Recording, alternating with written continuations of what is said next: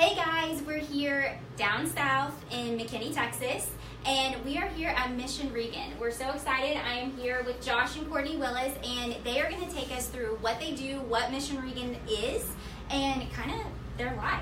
So yeah, well, go ahead. First of all, thank y'all for coming out. We really appreciate it. Absolutely.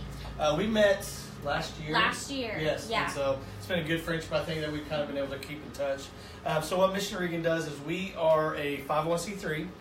We collect surplus and gently expired medical supplies and equipment that would otherwise be thrown out or disregarded. Yeah. And so what we have learned is that people are in need of these items. And so what we do is we collect them. We'll bring them back to our warehouse. We will see if we can use them, and then we sort them, and then we find people that need them, both locally and internationally. Real quick, a great way for you to hear the kind of background to that, the story of how we figured out that people need them, is to go onto our website, Mission Regan, which is REGAN.com. And org. Whatever works. But no. Both will work. And the backstory on there is really cool. So it'll take a while for us to say that. So you can check that out if you have time. Absolutely. Yeah. So this is our front room. Usually we don't have supplies in here, but somebody brought in some wheelchairs, walkers, and some bedside commodes, which we are going to be taking to some of the local hospitals for patients that are being discharged without insurance that need these items so they can go home and start the healing process. So this is some of the supplies that we have brought in that we will be taking out this week and early next week as well. Any stories about So this is cool. So this is our first trip. This is where we've gone to Zambia and Uganda. We lead a medical trip to Zambia every year. We treat about 2,000 people in 4 days. Anywhere from cuts and bruises up to some severe illnesses. One of the students at Lifesong that we partner with, they drew this for us. That's the actual clinic that we do. And it's probably one of the coolest things that we get to do as well is see the stuff that's being thrown away actually used on the other side of the world. And these other two pictures that you see kind of down low here are from Uganda, which is kind of where we started at Mango Hospital in Kampala. And they're just kind of sorting through supplies and seeing what all we have. It was really cool to see their faces and to see how excited they were about having a BVM without duct tape on it. Yeah, so, cool stuff. absolutely. Yeah, so that's awesome. yes. So if you all come back this way. Let's go now. So when we have people come in from all different parts of here or different organizations, if they find supplies that they can't take with them right away, we put in here is what's called an already claims room. And so what this is or they'll email us and say, hey, can you hold this for us? We'll come and get it. And so if you come in, these bags are EMS trauma bags, probably $100 a piece, brand spanking new. Oh my God. So these can go to some fire departments and stuff around the world that would never have this. They have plastic bags that we just throw away at the convenience stores. So we're going to send these to them. We do diapers, stuff like that as well. Where do you get all of these things? So a lot of our partners are local hospitals, Okay. doctors' offices, Med City. Okay. Medical City Dallas was our very first one. So we have all of the Medical City hospitals in Dallas-Fort Worth, all of them. Wow. But then we just have local individuals that say, hey, my mother passed away or my sister passed away. Can you use this stuff? Yeah. And so they just reach out to us. And fortunately, the word's been getting around. So now doctors' offices, pharmacies and things like that, they contact us because they don't want to throw it away. No. And just individuals say, hey, I was on this antibiotic. I can't take it anymore. What can y'all do with it? And so if it's within the law and the perimeters, we take it and we give somebody that needs it. Oh my gosh, Cool. that's awesome. Yes. Yeah. All So- right, let's keep on going down here. Okay. So I'll let you tell us. So this is a picture of Regan, who is our namesake. We met Regan when we were in Uganda adopting our son, Owen. And that's part of the story that's on our website. We pray for Regan often. People ask us all the time, where is Regan now? The honest answer is we don't know. We did hear that he was adopted out of the orphanage by a family member, which is great. We often think how amazing it would be to meet him again one day. I'm not sure that will happen, but I would love it. Yeah. This is kind of our pride and joy, you could say. Every time that we send supplies to a new place, we put a red star on the map. As you can see, we're real excited about the growth that we've seen in the U.S. Yeah, Kansas City, Oklahoma. We have a little bit more as far as restrictions go in our country, in our own country. But we're finding ways to work on that. A lot of our stuff now is not even expired. Yeah, so we've made the shift of 70% expired, 30% surplus, to kind of switching that around. Wow. So it's kind of, the more we bring in, the more opportunity of non-expired stuff we have. We do work now in more than 45 countries. So you can just kind of see. And you started with one. So with one. Mm-hmm. And you started where? Uganda and Zambia. Okay. Uganda was at first with Brent Armstrong, who's our medical director. We started going on a medical trip there, so we started taking some supplies there. Mm-hmm. And then when we went back to get Owen, we took a whole bunch more, and that's when we started saving Regan, when we saved Regan's life. And then I was led to lead a medical team to Zambia. And then those two were really the only countries we dealt with. Mm-hmm. And then someone said, hey, God said, no, man, I told you everywhere. Yeah. And so then we just started expanding, but I really wanted to focus on our local community because there's such a great need that people just don't realize. Mm-hmm. Our next door neighbors may need help. And so that was just trying to get through those legalities and make sure that we're doing everything by the books. And once we started getting that, word just started spreading, and now we're able to help those in need. I mean, we get calls every day, emails, and it's really cool just to see how God's working in our community. It's just how we could help those. That's awesome. Yeah. And you guys started in 2011? Was it? Or 2010, technically. Okay, got we it. became a 501c3 though in 2013. Got it. We used that time to really kind of grow and see what God was up to. And then when we realized, oh wait, no, this is bigger than we thought. That's when we went ahead and applied and filed for our 501c3 and got it. It took us a little over a year to get. Yeah. So you've had massive growth. Massive growth. Absolutely. Yeah, we had Total no blessing. idea this was the plan. Right, and you'll see what I'm talking about when we're out of space. Okay, So yeah. This is your baby. All right. Oh, wow. Look at all this back here. All right, so this is one of our mini supply areas. In here we have lots of random things. We have all kinds of lab supplies. Strep test, flu tests. Lots of good. tests, lots of blood vials, that kind of stuff. Back here we have some more like ear, eyes, topical kind of medications and stuff. Right next to you here is dental. Lots of dental stuff. Here we have, this is all sutures, which a lot of people don't know what sutures are. It's actually stitches. So when you go and you get stitches, they sew you with needle and thread, and there's a date on that, so it expires, which is funny really because you know this is going to last longer than all of us. So this is all sutures here. These used to be full.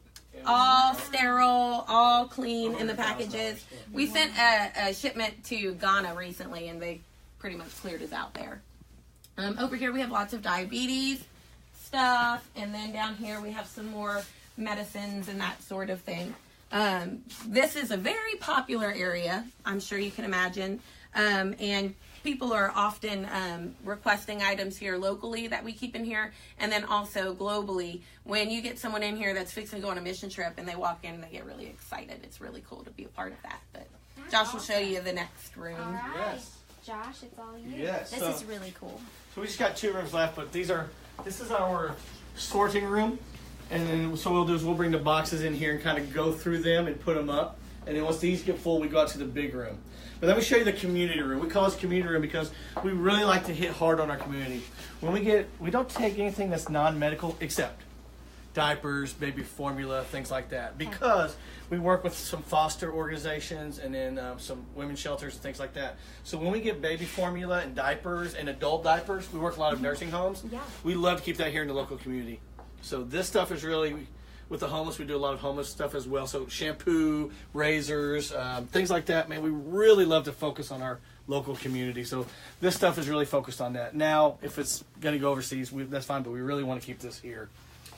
So when everything comes in here, we bring it in here. Everything is like a smorgasbord. Every box is just full of stuff. So we have to actually go through everything, see if it's open, if it looks like it's trash. We don't save it because we don't want to give somebody something that just doesn't look nice.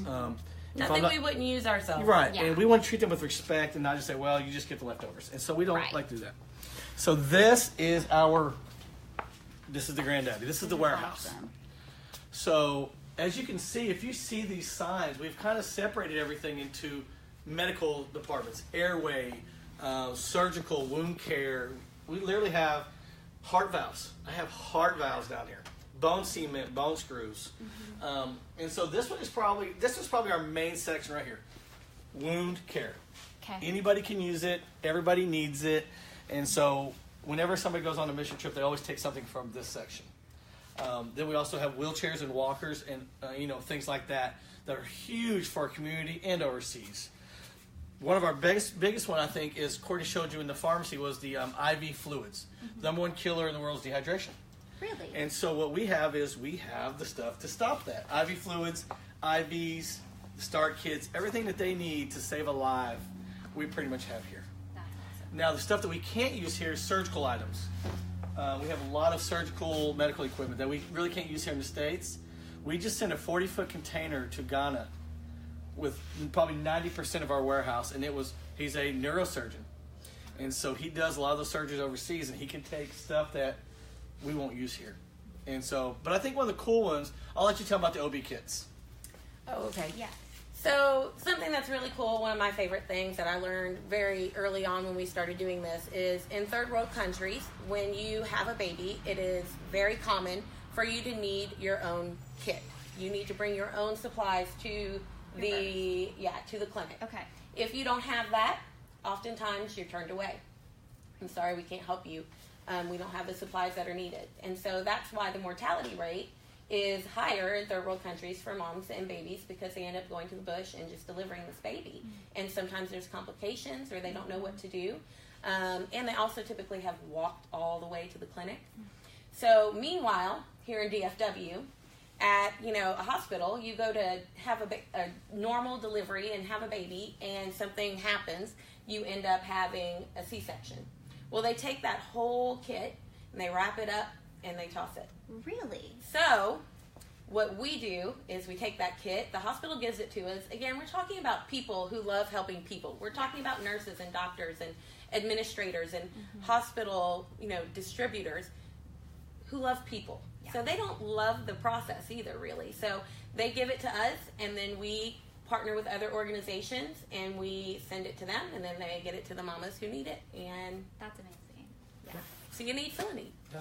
So yes. That's wonderful. So this is pretty much our big warehouse, and as you can see, we're running out of space. And so our next project is, while we continue to do what we're doing here, is to find another warehouse to where it will be our last one, but we're having to turn away donations of hospital beds, things like that, because we have nowhere to put them. And right now, hospital beds are huge, a necessity for some of our local people, and so that's kind of it's kind of a bummer. It's kind of a letdown for us because we want to help them, but we just don't have the space. And you said this is your 5th location? This is our 5th location. Okay, so you started where? In our garage. Okay. So we went to our the first place, and he said, "Oh yeah, we have just this section for you to take if you want it." And it's like this. I said, "Oh, we'll take it." Yeah. He said, "No, it's all of this." Wow. And it was the whole lower of the whole level of the hospital. And so she had to lose her parking spot for a little bit. And so we have gone, but I made the decision, I don't want to do it again. Yeah. I think once we move out of here, we want something that's going to be permanent, because right. we are going to be growing. It's apparent that we're not going anywhere right now. There's this great need locally and globally that I don't see going away anytime soon. So we want to be able to help everybody when they call us and not have to turn anybody away. Right. But to do that, we do need the space. Yeah. Unfortunately. Absolutely. So that's the big goal for this year. Yes, ma'am. Awesome. Yeah. That's great. And just keep expanding when I say local, I mean states. States. Yeah. Of course, international, but I really, my main thing this year is really focus on international or local impact and need. So if someone is at home and they see all this, how can they help? What can they do? What is the best next step for them? You gonna do that? I mean, there's lots of ways to get involved in the work that we do. You can come out, volunteer. We have regular days where we're posting, and then we have surprise days, and then if there's some sort of a natural disaster, then it's all hands on deck, and we open up the warehouse and we need help all the time. People coming out, people serving, and that looks like going through boxes, pulling things out, putting them where they belong so we know what we have and what's available for people when they request it. Also, we have a really great opportunity for people to help with pickups and drop-offs of supplies. Also, most people know, a lot of people don't even think about it, but when you say yes to doing this work, things don't get easier. It's not always easy, and so we really appreciate people taking the time to pray for us, pray for Mission Regan, pray for our board members, pray for our family. We really, really appreciate that. Also, we send out a newsletter to keep people updated, so they can sign up for that. We have Facebook and Instagram that are really active, so you can keep up with us there. And then, of course, we're a nonprofit, so every single dollar that we spend and everything that we do is funded by donors. It's kind of the not fun part of this, right. And it's funny that God chose us to do this. Neither of us have a background in sales, and it certainly keeps us humble. But that's when the real work came in, because the supplies that you see in here and everything that we have, we did not seek out. God really put this in place here, and He just brought everything to us. But, fundraising is something that we step out in faith and obedience and do. And so we have donors that give one-time donations. We have donors that give $20 a month. We have donors that give $500 a month. And that's really what keeps us going.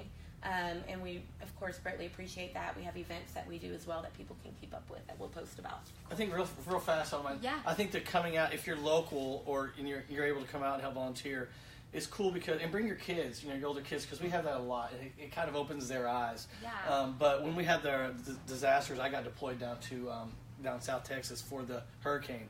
We had a lot of volunteers that were able to come and put their hands on these medical supplies. Yeah. I had guys my volunteers show up to my guys down south and help local fire departments that ran out of medical supplies. That's awesome. And stuff went to with Kenny Chesney's group and Ross Pro's down into Puerto Rico and the BVI.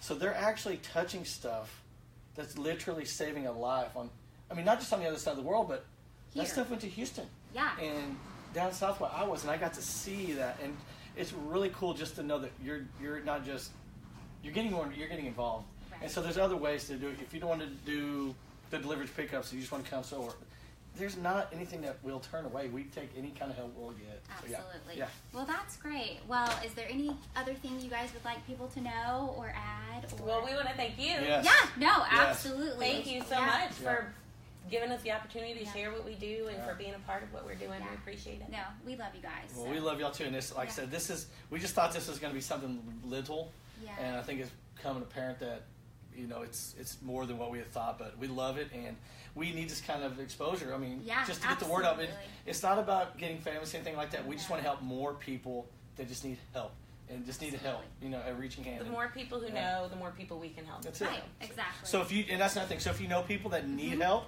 Yeah. man, Please please let send us them our know. way. Recipients or donors, if they need us to pick up equipment or anything like that, let us know.